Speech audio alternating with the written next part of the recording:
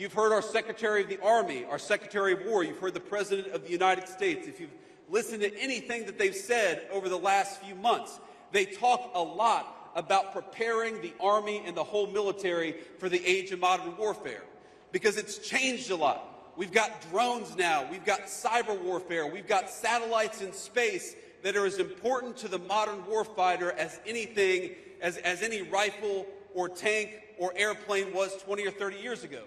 Now, yeah, of course, we still got a lot of tanks. We still got a lot of rifles. We still got a lot of the things that we've always had. But in this new generation of warfare, we need to give you the technology and the training to be the very best.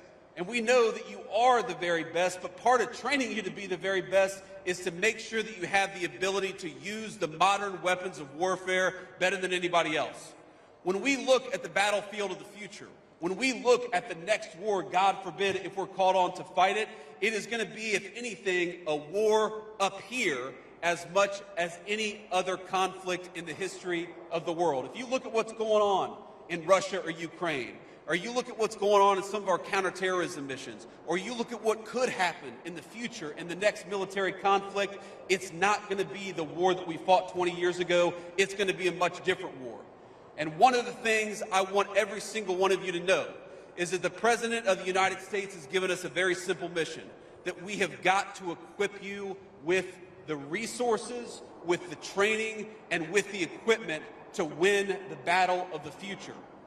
Now, I happen to believe that one of the mistakes that we made in this country, and let's be honest, it wasn't just Democrats, it was Democrats and Republicans, is that we were far too willing to send the bravest people in the world, our best natural resource, you all, the young people who put on a military uniform and are willing to fight and die for their fellow countrymen.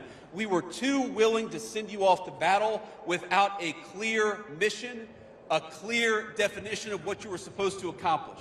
That was the mistake of Democrats and Republicans. It is the great stain on the political leadership of this country that we had the best troops in the world, and very often we went and sent you off to battle without a clear mission. And that is something this president and this administration is never going to do. If we ask you to go off and do something, if we ask our soldiers to risk their lives to defend their countries, what I promise you is that we're only going to do it with a clear mission and clear guidelines. And we're going to give you the tools necessary, we're going to give you the resources necessary, and we are going to empower you to do a very simple thing, which is kick the enemy's ass and come home safely. That's what the United States wants from its soldiers, and that's what the President of the United States asks of each and every one of you. It's not that hard, but that's what you should demand of your political leadership.